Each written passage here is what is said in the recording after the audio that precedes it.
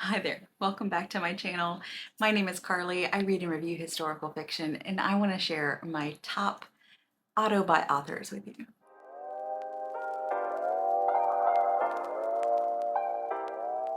We're all still getting to know each other, and I thought this would be a great way for us to connect over mutual love of favorite historical fiction authors. There are going to be some favorites on this list that we probably have in common, and maybe a few that you haven't heard of yet. If you enjoy historical fiction, be sure and subscribe and follow along for more content. It is my passion. I really want to connect with other historical fiction lovers, so be sure and subscribe, like, comment, share, save, all those fun things. What I'm going to do is share not only the author, but my favorite book of theirs and kind of why I love them so much. So let's just jump right in with probably the most obvious author that's on probably everyone's list, and I'm talking about Kate Quinn. I bet you thought I was talking about someone else. Kate Quinn, to me, is just cream of the crop. I love her work, and what I love about it is that it's approachable. It's for everybody. I would consider this more upmarket historical fiction. It has that mass market appeal, but it also appeals to really hardcore historical fiction lovers because she does such amazing research. Her books combine a level of mystery and intrigue and well-developed characters and character stories. I absolutely love her work, and I will read anything she writes. I've read all of her World War II books as well as the Briar Club.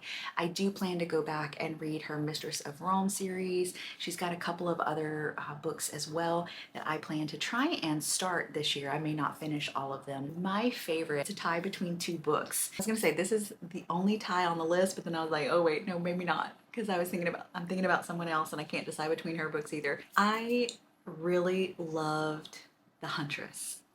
What I loved about this World War II book is that it has a character that you kind of love to hate. Nina is so fierce. She is this Russian female pilot. There's an LGBTQIA relationship that she's involved in, and she is ruthless. And I love a ruthless, hardcore, almost villain like heroine. And to me, Nina is like peak up there. I know it's not everyone's favorite, but I loved that book so much. I also really loved The Briar Club. And if you haven't read that one yet, because you're like, oh, I really like her World War II, and this isn't, you gotta read it. I think this is like peak Kate Quinn. I say that because it really showcases her character development and the way that she weaves these women's stories together, even though there are multiple different points of view, multiple different storylines. They're all interwoven. There's a sentient house. Who doesn't love that? I have raved about this book since the first day that I started it, which happen to be Thanksgiving Day, and the opening scene is Thanksgiving Day. I didn't know. I had no idea. I listened primarily to that one, and Saskia Marleveld. The chapters are very long, but they are kind of almost like standalone short stories. I really think this is a great book club book too, by the way. This is the one you probably thought I was going to name first. And she is on, and this list, by the way, is in no particular order. But I have to talk about Kristin Hannah. I first read The Nightingale. That was my very first Kristin Hannah, and that one really holds a special place in my heart. I love World War II historical fiction. I'm pretty basic when it comes to that. As an emotional experience, that one is still my favorite. I really truly believe The Four Winds is her best book. I think it's her best writing. I think it's her best characters. I don't think anyone agrees with me when it comes to that. I will say that The Women was my least favorite Kristin Hannah book. I did not like that book. I won't say at all. I did not like the second half of that book whatsoever, and I could probably talk all day about why, but I won't. I realized when I read The Women that she has a formula and she does not deviate from that formula. She just applies her same formula to different stories, and I've kind of gotten bored with that. But I still highly recommend her work because I think it's a great way to break into historical fiction for someone who maybe is new to the genre and wants a heartfelt story. Her books are always going to tug at your emotional heartstrings. However, they're pretty traumatic, and I don't know, I can only handle that in small doses, but that's just me. Another author that I absolutely love and will always rave about is Noelle Salazar. I first encountered her work with Angels of the Resistance, which is a absolute favorite book of mine. It's a World War II story, but it's done so well. It's so propulsive and pulse pounding and just heart-wrenching. It's about two young sisters in the Netherlands that join the local resistance after one of their friends gets taken to a concentration camp, and it's just so good. It's kind of a coming of age, so it has a somewhat of a YA feel, but the content is very mature. And I think the author does a great job of showing you how young people were forced to age and mature in just such a rapid way because of all of the atrocities going on during World War II in these occupied territories. I have loved all of her work that I've read, and I will read every single thing that she writes. I also want to just shout her out because she's one of the most approachable authors. I'm over on Bookstagram and I'm friends with her there, and we actually chat pretty frequently. And I think she's just a really relatable woman, and I heart her and want to hug her neck one day in person. I also really love Natasha Lester, and what I enjoy about her books is that she brings in some elements that I never really think about as it relates to history, but it's so important. It's especially important to women, and that's fashion. All of her books have this kind of fashion element that I really enjoy, and I'm not a huge fashion person. Like, I mean, I wear very basic, plain Jane stuff. But, fashion has always been a huge part of femininity and our way of expressing ourselves as women. And I think that bringing in that element to the historical stories that she tells, it just adds another layer or context that I really appreciate. My favorite book of hers, and I can't really choose between The Disappearance of Asher Picard, which is an intergenerational story set primarily in the 1970s in New York, and it's all around just the way this woman built a fashion house and then disappeared from the scene. I also love Three Lives of Alex St. Pierre. It's the story of a young woman who, in post World War II Paris, gets a job working for a fashion house, and there's some flashbacks to her time during World War II when she was part of a resistance ring. And I love that book so much. I can't choose between those two. I haven't read much of her other work, but I tell you what, I will read anything that she writes, and all of her backlist is on my TBR for that reason, and I'm super excited about her upcoming novel. Let's talk about two authors that I just want everyone to discover, and that's Silvia Moreno-Garcia and Isabel Cañas. I've not read all of their work, but what I have read, I've been blown away. I've loved it so much because it incorporates that Hispanic, specifically Mexican story, telling Mexican culture, and just the way that so much of their stories have been whitewashed. I love how they incorporate their Mexican culture and heritage into their work and tell stories from the point of view of Mexican Americans as well as Latino women. If I had to choose a favorite Silvia Moreno Garcia, it would probably be Mexican Gothic just because it's so weird. But I've loved all of her work that I've read. And as far as Isabela Cañas goes, I don't know that she'll ever top Vampires of El Norte. If you've never read any historical horror, I would say this is a great place to start. It's not super scary. It does have some kind of pulse pounding moments, but it's more of of like social commentary. So the beasts in the story represent white people, and the way that white people really just kind of came in and took over the land that was once Mexico and is now Texas, and it really kind of just destroyed the Mexican way of life there. Let's talk about two Black authors that I really, really, really love. One, of course, is Sadeqa Johnson. Everybody knows about Sadeqa Johnson, and for good reason. Her books are so powerful. If I had to choose a favorite of the books that I've read, I think Yellow Wife is probably it, even though I really loved House of Eve. She does a great job of creating characters that are compelling. Her storytelling is really beautiful, but her writing style can be a little difficult at times. For example, in The House of Eve, she has a first person point of view and a third person point of view, and two different ways of storytelling that two different writing styles that it took me a minute to kind of get a feel for why she did that. I completely understand it now, but I will say it took me a minute. Yellow Wife was just emotionally power packed and beautiful, and I cannot wait to see what she does next. Dolen Perkins-Valdez, though, is my I I will read anything she writes. Take My Hand has definitely, since the moment I finished that book, been my favorite BIPOC authored book. It is so incredible. It's set in the 1970s in Alabama, and it's all about a young nurse, kind of a recent grad, who goes to work for a local health clinic and gets assigned these two sisters who live in extreme poverty. Her story is just heartbreaking. It's a social justice story that it literally left the hairs raised on my arms as I was reading. The court scene in particular, so powerful. I did not think she could top that, but her new book, Happy Land, which comes out very soon, is absolutely incredible, and it's already in the running for best book of the year for me. Don't expect another Take My Hand.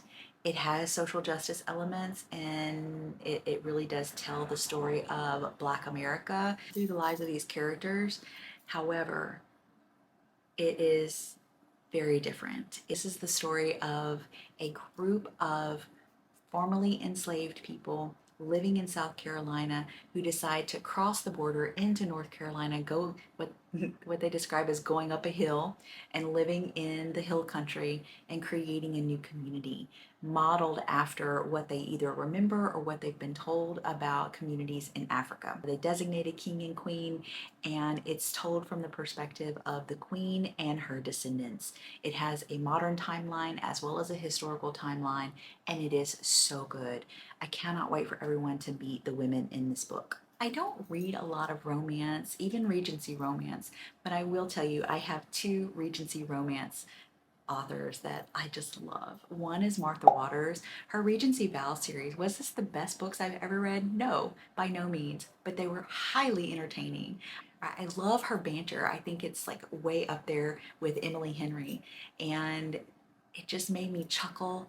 Each of these books made me chuckle multiple times, and I love, love, love books that can bring in a little bit of humor and add to the storyline with humor and wit.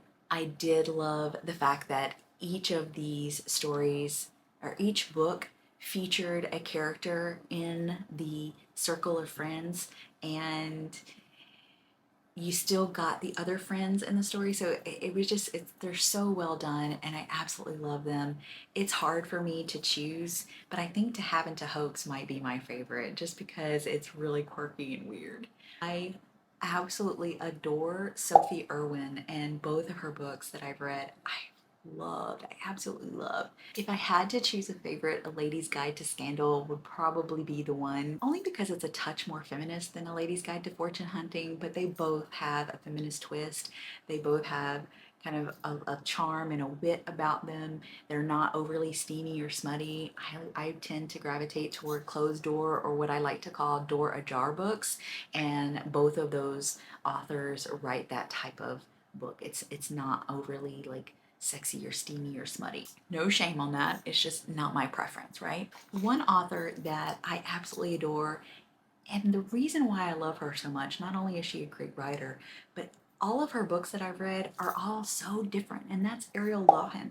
She doesn't write like one specific time or era. She chooses different stories that she's intrigued by and creates these beautiful novels. I know everybody's still raving about The Frozen River, which was amazing, but my favorite book of hers is Codename Helene.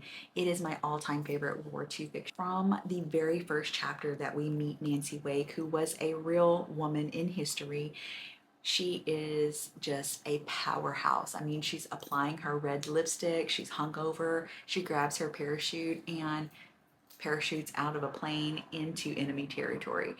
How can you not be immediately enraptured by this story? I mean, I flipped the pages as fast as I possibly could. I cannot wait to see what she does next. Again, they're all so different and unique, and I love that about her.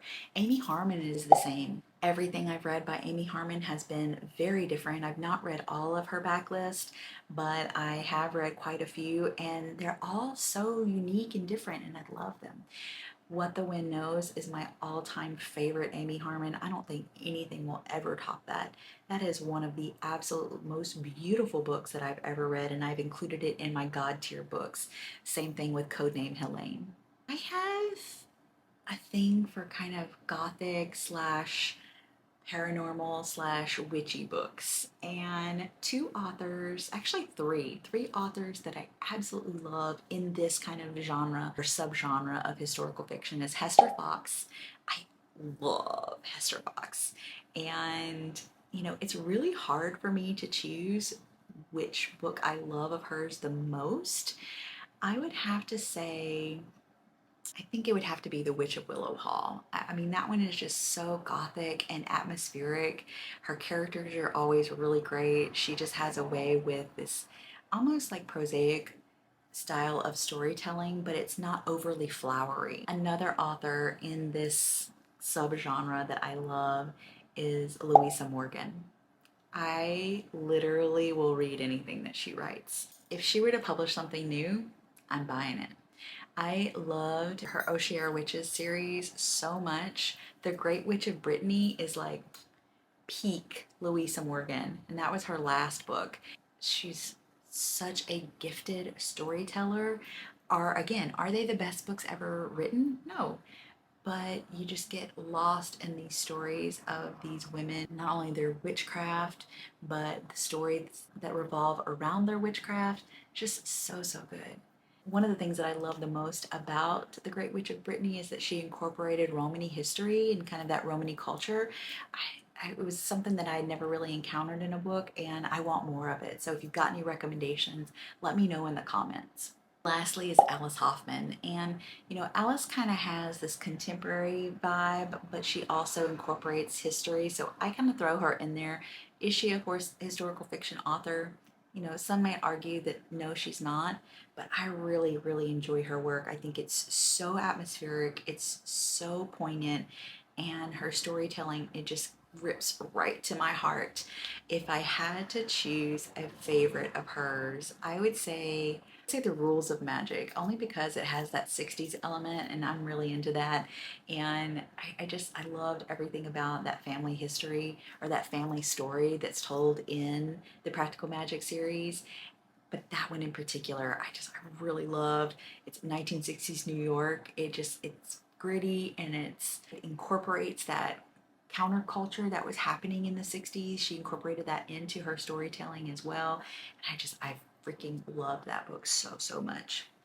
If I had to choose two contemporary fiction authors, oh gosh, I don't read a lot of romance, but I will read anything that Emily Henry writes. I love her banter, and I think that she's super, I think she's top notch, really, when it comes to romance authors. But I don't have a lot to compare her to because I don't read a lot of contemporary romance. But what I have read pales in comparison to Emily Henry, and Beach Read will forever be my favorite. That was my first book of hers, and it just like ripped my heart out a little bit, chewed it up, spit it out, and gave me hope, and I loved that book so much. The other contemporary author that I love, love, love is Jenny Bayliss.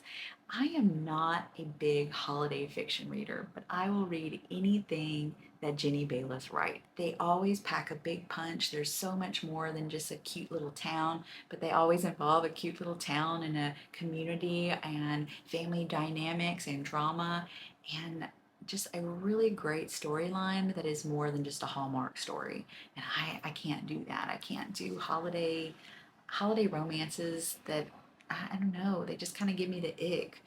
But for some reason, I love Jenny Bayliss. A December to Remember is probably always going to be my favorite. That one is just unique and different. It's a sister story that I think really just resonates for me. I love sister stories, and that one in particular, it was quirky and different, and I loved everything about it. I would love to hear from you. Do we have any favorite authors in common?